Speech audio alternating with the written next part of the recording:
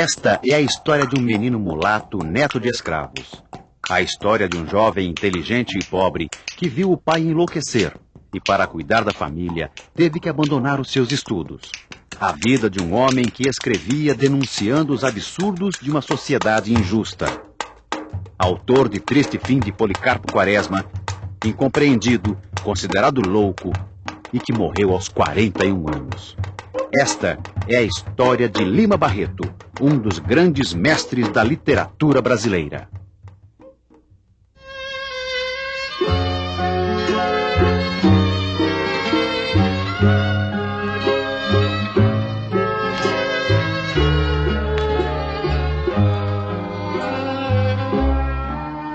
Afonso Henriques de Lima Barreto nasceu em 13 de maio de 1881, numa sexta-feira, na Rua Ipiranga, no bairro de Laranjeiras, Rio de Janeiro. Que ao amor tu dás abrigo, vem tirar dos olhos meus o pranto. Filho de João Henriques de Lima Barreto, tipógrafo da Imprensa Nacional, e de Amália Augusta Barreto, professora primária de um colégio que também funcionava na Rua Ipiranga. Céu, ó lua branca, essa amargura... O escritor foi batizado em 13 de outubro de 1881 na Igreja de Nossa Senhora da Glória e teve como padrinho Afonso Celso, o Visconde de Ouro Preto, uma ilustre figura da época. Oh, vem por Deus iluminar meu coração. Sua mãe morreu quando ele tinha apenas 6 anos de idade.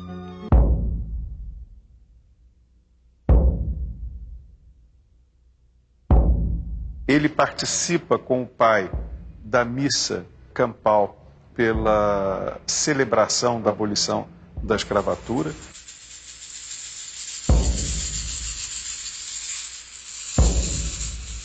Ele guardou uma memória familiar dramática do golpe do 15 de novembro de 1889, da ditadura militar que se segue especialmente no duríssimo governo de Floriano Peixoto, de quem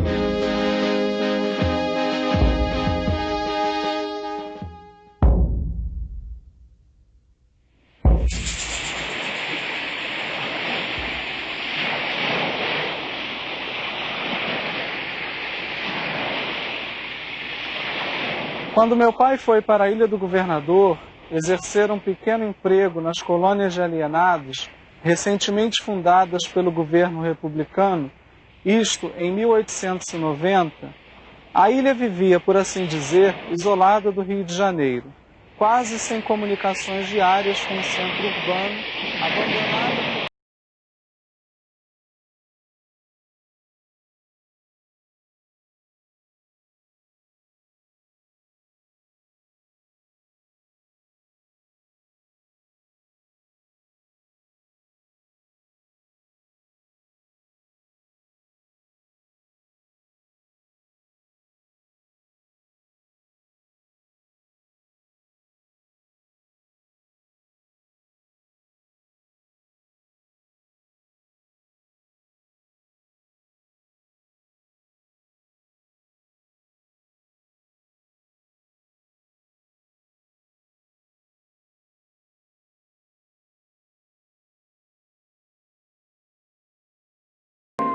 Então aquele mulato, um mulato escuro, dos cabelos arrepiados, ele entra numa escola de engenharia, ele entra na Politécnica, como se chamava naquele momento.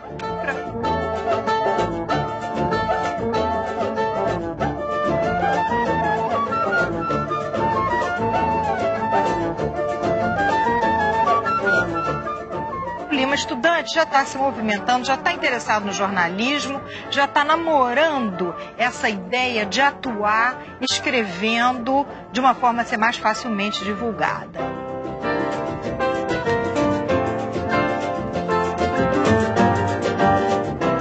Começamos a observar um Lima Barreto já registrando os fatos da cidade do Rio, do centro do Rio especificamente, onde fica evidente a presença da Rua do Ouvidor e de algumas outras ruas importantes no período em que o escritor viveu.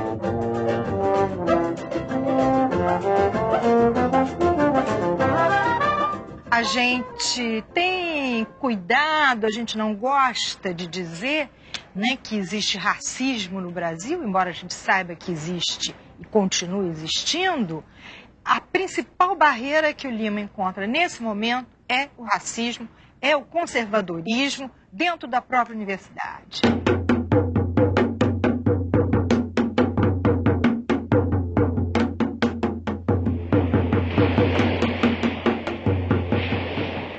Começa uma fase tenebrosa na vida do escritor. Na madrugada de 15 de agosto de 1902, o pai do escritor irá enlouquecer, tendo que abandonar os estudos da Politécnica.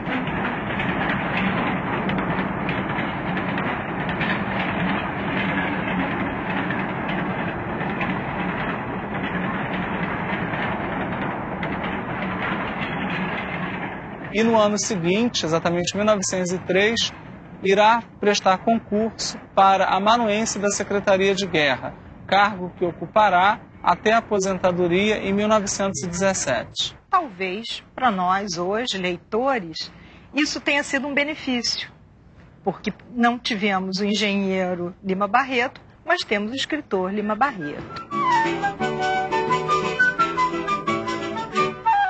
Dorinha, meu amor, porque me faz... Lima então começa a publicar. O primeiro trabalho, que só recentemente foi reconstituído, é uma série de reportagens que ele escreve para o jornal carioca Correio da Manhã. E é uma série de reportagens sobre os primeiros movimentos de demolição do Morro do Castelo, um grande morro no centro do Rio de Janeiro, e que se decide que, enfim, a cidade, né? A cidade não deve ter esse ar tão tropical.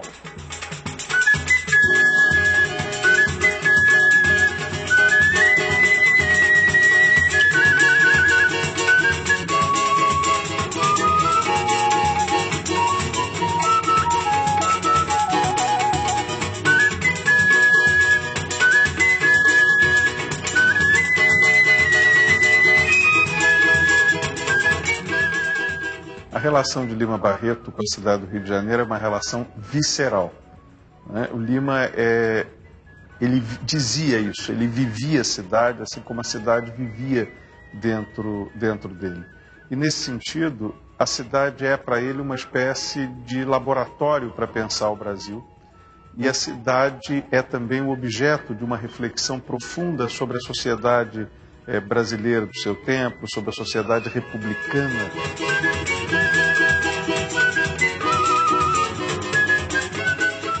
É assim que ele vai cunhar a expressão botafogano para identificar aqueles que, mesmo nascendo e vivendo no Rio de Janeiro e vivendo em Botafogo, viviam com a cabeça em Paris.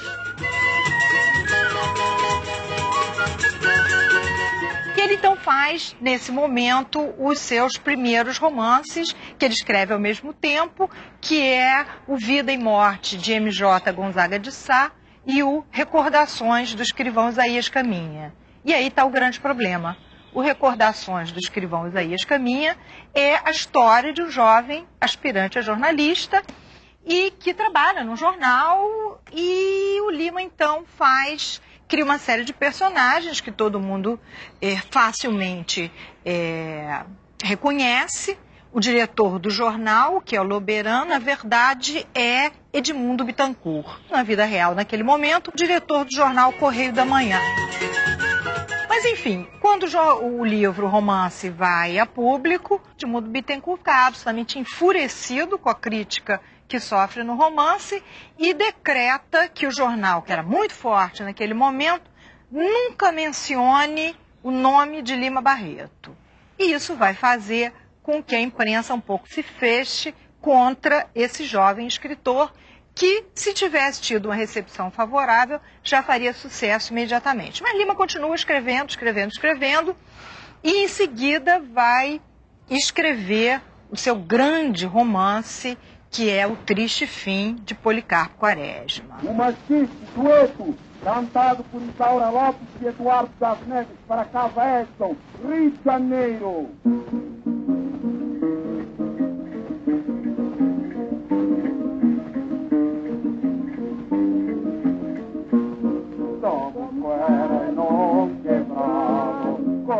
O Lima Barreto é um dos autores que vive o Brasil como drama, como vários da sua geração viveram.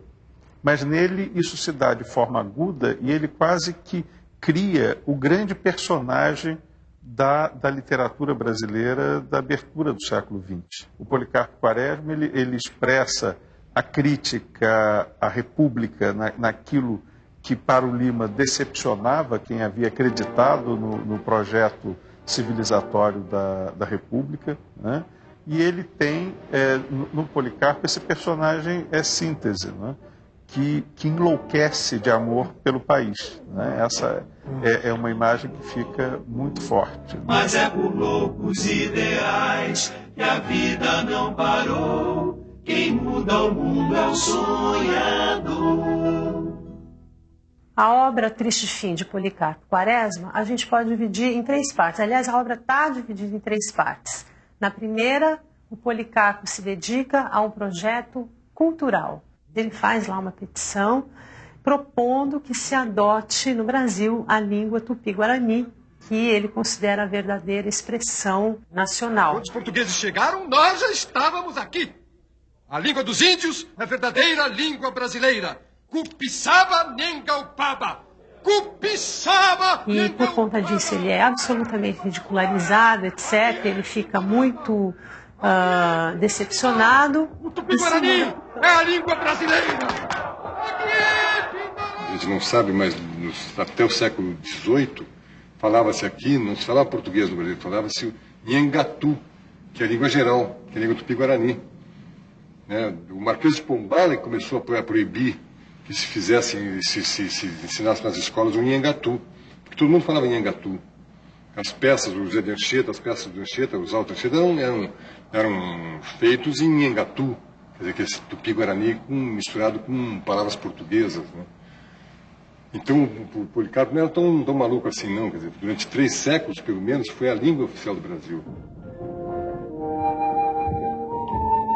Na segunda parte, há um projeto agrícola. Se plantando, tudo dá. E se muda para o campo, onde ele vai se dedicar a provar que a terra brasileira tudo dá e que é uma questão de método, é uma questão de dedicação. Só com o povo bem alimentado se constrói uma nação.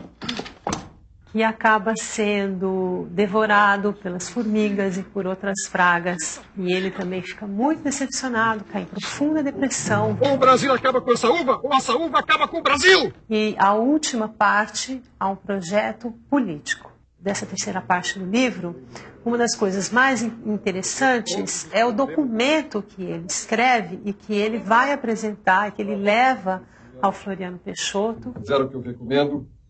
O Brasil vai ser a melhor nação do mundo. E que é uma sugestão assim muito detalhada e na qual ele se empenhou demais de o que fazer para o Brasil dar certo, né? E é uma pergunta que a gente até hoje se faz. O que fazer para o Brasil dar certo? Marinha e conservadores exigem a queda do presidente Floriano Peixoto. Tenho de agir. Presidente, vírgula, peço energia. Sigo já. Exclamação. Policarpo Quaresma. O Policarpo está ali para defender esta ordem. Atacar o inimigo que se aproxima. Sargento, distância aproximada. Floriano Peixoto ganha a guerra, mas ele começa a ver as atrocidades que são cometidas contra várias pessoas e começa a querer denunciar essas atrocidades. Estamos vivendo tempos de carnificina.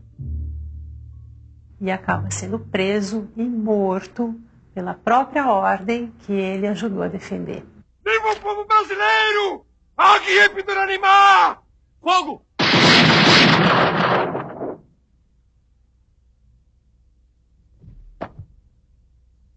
Ele acaba sendo vítima dos seus próprios sonhos. Como os seus sonhos eram imensamente generosos, a mensagem que o livro transmite é de como essa República Brasileira traiu as suas promessas, como ela abortou os desejos e aspirações que ela trouxe consigo e acabou construindo uma realidade que é o inverso daquilo que ela propunha. E como essa sociedade profundamente injusta e desigual ainda prevalece. Ele talvez tenha sido o primeiro homem a fazer ecoar de forma profunda esse sentimento de enorme injustiça.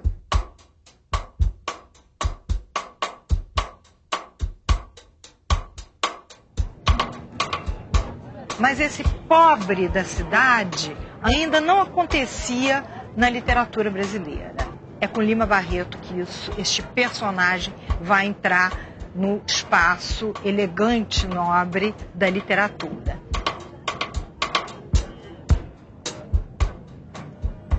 Chama muita atenção, quando a gente lê a obra do Lima Barreto, a atualidade dessa obra.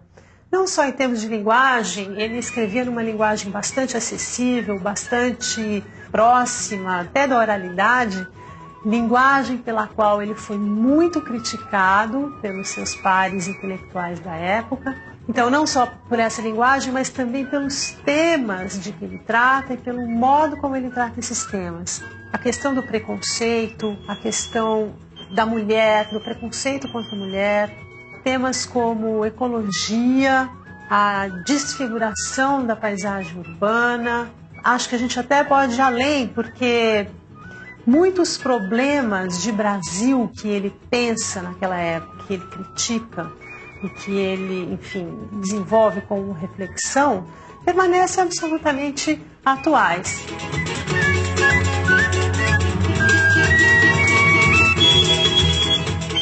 No caso do Lima Barreto, a tendência é prioritariamente fazer uma literatura realista, embora ele cultive muito um outro gênero pouco trabalhado, que é a sátira, né? Para os Umbangas, é uma coleção de escritos toda satírica. Então, o que é uma sátira, né? Uma sátira é uma maneira de você falar da realidade sem falar desta realidade.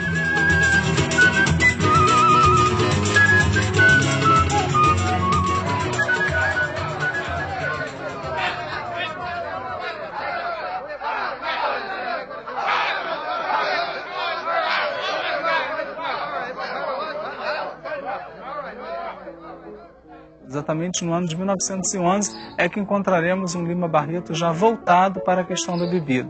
Isso será um grande problema durante esse período que seria o período mais útil da vida do escritor, que é exatamente quando ele tem 30 anos de idade. Encontraremos Lima Barreto em vários momentos largado pelo meio da rua, totalmente bêbado, entregue à bebida. Disso ele guardará grandes mágoas, porque é o que ele pensa a vida inteira, né? Não devo beber, principalmente em excesso. Lima Barreto é sim esse autor que trabalha muito o centro da cidade, onde as coisas estão acontecendo, os cafés, a Rua Nobre, que é a Rua do Ouvidor. Energia, vigor, saúde integral. Elixir de Nogueira, o grande depurativo do sangue. Elixir de Nogueira.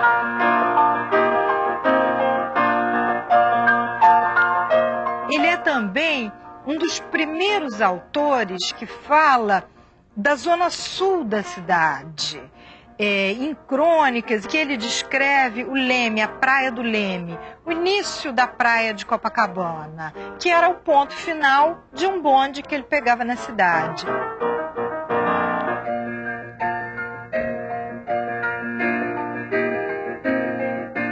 Então é esse homem da cidade, né, que vai andando e vai falando e vai descrevendo e descreve vestidos das mulheres, os chapéus. A gente diz, mas como? Todo mundo sempre diz que Lima Barreto era aquele homem que gostava de andar, como ele dizia, esbudegado, com a roupa suja, maltratada, mas que estava observando as modas, os vestidos, os chapéus, as lojas. Há quem diga mesmo que Lima Barreto foi um quase antropólogo, um etnólogo, né? Alguém capaz de fazer a etnografia, que é isso, a observação da vida e a narrativa dos usos, dos costumes. esse homem que nunca saiu do Rio de Janeiro tinha em relação à ideia de república, a ideia de paz, a ideia de pátria, uma concepção muito arrojada. Por exemplo, quando ele escreve durante a Primeira Grande Guerra, né, a Guerra de 14, ele já diz ao público os perigos que a ideia da defesa do nacionalismo, da ideia de pátria, pode acarretar se você joga um país contra o outro.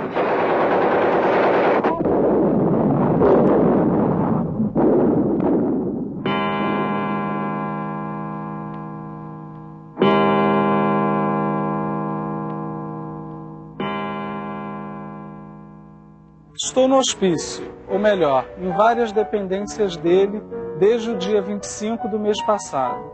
Estive no pavilhão de observações, que é a pior etapa de quem, como eu, entra para aqui pelas mãos da polícia. Tiram-nos a roupa que trazemos e dão-nos uma outra, só capaz de cobrir a nudez, e nem chinelos ou tamancos nos dão. Da outra vez que las tinha...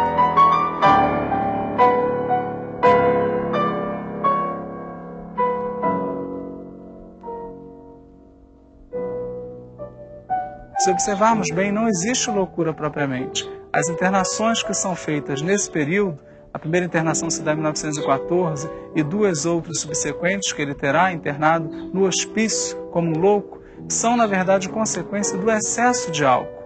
E a família, não instruída, sem conhecimento desse problema, acaba levando o escritor à exclusão social.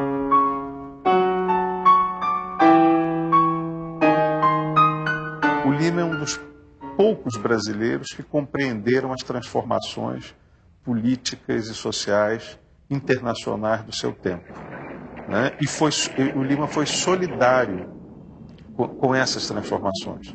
Ele compreendeu o que era a Revolução Russa, o que significava a Revolução de 17 como corte com atraso, com o passado, né? E isso era muito singular dentro de uma literatura feita como sorriso da sociedade.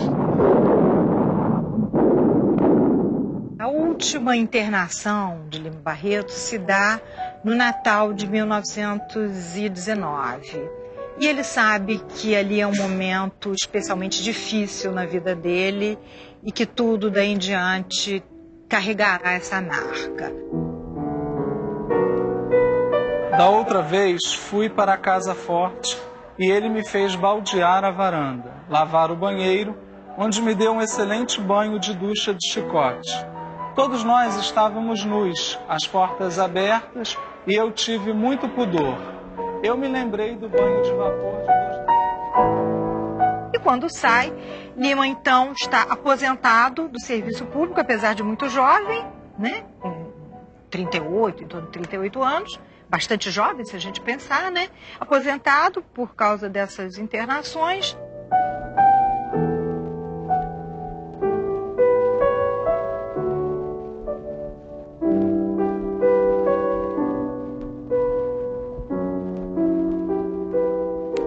Uma vida de sofrimento, uma vida terrível, lamentável, né? Mas que é muito exemplo do que sofre um artista autêntico num país periférico como o Brasil, né? Em que a intransigência, você não ceder aos modelos estrangeiros, você querer ter um modelo autenticamente nacional próprio, né? Pode fazer de você um ser execrado, né? Um ser que acaba na solidão e na loucura, né? Lima Barreto é um caso desses, né? E no final da vida, Monteiro Lobato, que dá essa legitimidade maior ao romancista Lima Barreto, que no início da carreira pagava para ver seus livros publicados. Ele consegue ter uma edição melhor dos seus livros, ele consegue até ser remunerado pela publicação de contos e tudo mais.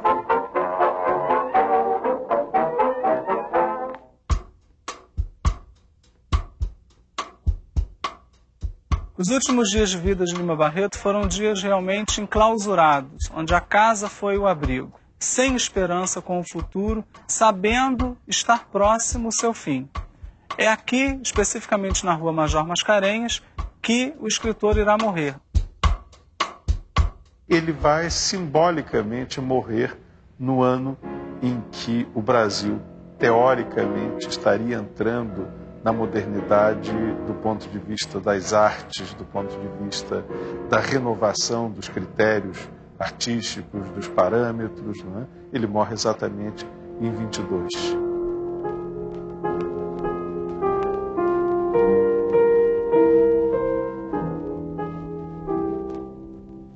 Um indicador simbólico do cosmopolitismo de Lima Barreto é o fato de que o escritor morre com a Revue du Deux Mondes nas mãos, uma importante revista francesa.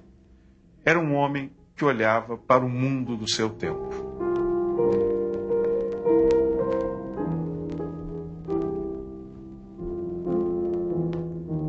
Temos que ler Lima Barreto porque não somos um país livre.